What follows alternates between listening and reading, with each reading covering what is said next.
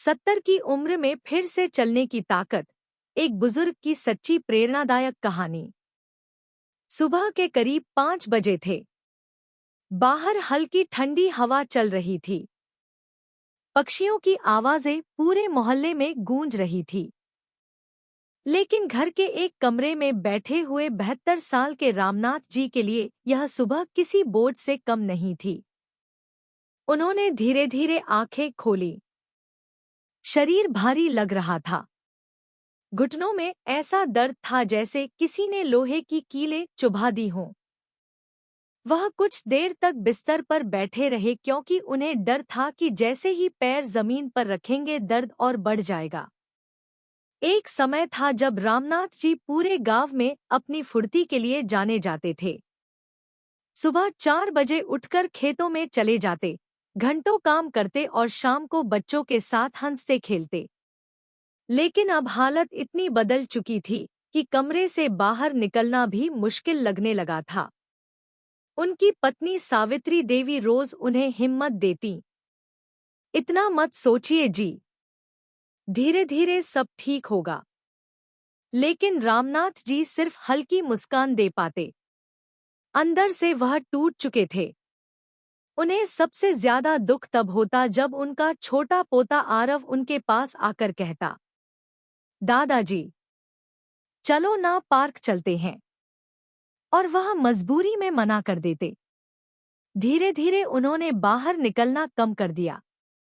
मंदिर जाना बंद हो गया। दोस्तों से मिलना बंद हो गया। अब उनका ज्यादातर समय कुर्सी या बिस्तर पर ही गुजरता था। एक दिन उनके पुराने मित्र मोहनलाल जी उनसे मिलने आए। उन्होंने देखा कि रामनाथ जी पहले जैसे नहीं रहे। मोहनलाल जी बोले, रामनाथ, दर्द उम्र के साथ आता है, लेकिन इसका मतलब यह नहीं कि जिंदगी रुक जाए। रामनाथ जी ने उदास आवाज में कहा, अब शरीर साथ नहीं देता मोहन। लगता है बस यही जिंदगी रह गई है। मोहनलाल जी मुस्कुराए। मैं भी इसी हालत में था, लेकिन मैंने कुछ छोटी आदतें बदली और फर्क महसूस हुआ। रामनाथ जी ध्यान से सुनने लगे। मोहनलाल जी ने उन्हें बताया कि कैसे उन्होंने रोज सुबह धूप लेना शुरू किया, हल्का चलना शुरू किया और कुछ घरेलू चीजों को अपनी दिनचर्या में शामिल किया। उन्होंने कहा, मैं कोई जादुई इलाज की बात नहीं कर रहा, लेकिन शरीर को सही पोषण और सही देखभाल मिल जाए तो वह खुद को संभालना शुरू कर देता है। अगले दिन से रामनाथ जी ने फैसला किया कि वह हार नहीं मानेंगे। सुबह सावित्री देवी ने एक छोटी कटोरी में रात भर भिगोए हुए मेथी दाने और बादाम दिए।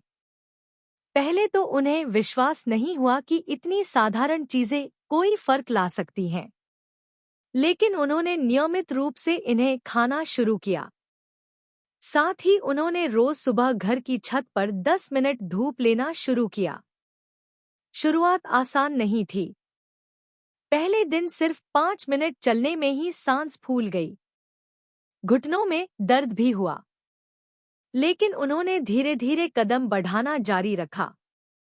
कुछ दिनों बाद सावित्री देवी ने उनके लिए काले तिल और मुनक्का भिगोकर देना शुरू किया। रामनाथ जी अब थोड़ा हल्का महसूस करने लगे थे। शरीर में पहले जैसी थकान नहीं रहती थी। एक सुबह उन्होंने महसूस किया कि आज वह बिना सहारे के थोड़ा ज्यादा देर खड़े रह पाए। यह छोटा बदलाव था, लेकिन उनके लिए बहुत बड़ा था। धीरे धीरे उनकी दिनचर्या बदलने लगी। सुबह गुनगुना पानी, थोड़ी धूप, हल्की सैर, सरसों तेल से मालिश और संतुलित खाना।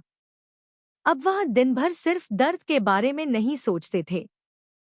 एक दिन उनका पोता फिर दौड़ता हुआ आया, दादाजी, आज पार्क चलोगे? रामनाथ जी कुछ पल चुप रहे, फिर मुस्कुराकर बोले, हाँ बेटा, आज चलेंगे। सावित्री देवी की आंखों में खुशी के आंसू आ गए। कई महीनों बाद रामनाथ जी पहली बार पार्क पहुंचे थे। वह धीरे धीरे चल रहे थे, लेकिन उनके चेहरे पर जो सुकून था वह शब्दों में बयान नहीं किया जा सकता। उन्हें अब समझ आ चुका था कि उम्र बढ़ना कमजोरी नहीं है। शरीर बदलता जरूर है, लेकिन सही देखभाल और धैर्य से जिंदगी फिर से बेहतर महसूस हो सकती है। कुछ समय बाद उन्होंने अपने मोहल्ले के दूसरे बुजुर्गों को भी प्रेरित करना शुरू किया। वह सबको कहते, दर्द से डरकर बैठ मत जाओ, शरीर को थोड़ा समय दो, थोड़ा प्यार दो, फर्क जरूर महसूस होगा। धीरे धीरे रामनाथ जी की जिंदगी बदलने लगी। अब वह फिर से मंदिर जाने लगे थे, बाजार तक खुद चलकर जाते थे। सबसे बड़ी बात, अब उनके चेहरे पर निराशा नहीं बल्कि उम्मीद दिखाई देती थी। एक शाम पार्क में बैठे हुए उन्होंने आसमान की तरफ देखा और मन ही मन सोचा, शायद जिंदगी खत्म नहीं हुई थी, मैंने ही उम्मीद छोड़ दी थी। उस दिन उन्हें एहसास हुआ कि असली ताकत सिर्फ शरीर में नहीं होती, बल्कि इंसान की सोच और हिम्मत में होती है। और यही छोटी छोटी आदतें, यही छोटे प्रयास इंसान को फिर से खड़ा होने की ताकत देते हैं। इस कहानी से सीख यही मिलती है कि अगर उम्र बढ़ने के साथ शरीर कमजोर महसूस हो रहा है तो घबराइए नहीं। सही खानपान, हल्की गतिविधि, धूप और नियमित देखभाल कई बार शरीर को बेहतर महसूस कराने में मदद कर सकती है। लेकिन किसी भी नए उपाय को अपनाने से पहले डॉक्टर की सलाह जरूर लें, क्योंकि हर व्यक्ति की जरूरत अलग होती है। और सबसे जरूरी बात, उम्मीद कभी मत छोड़िए, क्योंकि जिंदगी तब तक नहीं हारती जब तक इंसान खुद हार ना मान ले।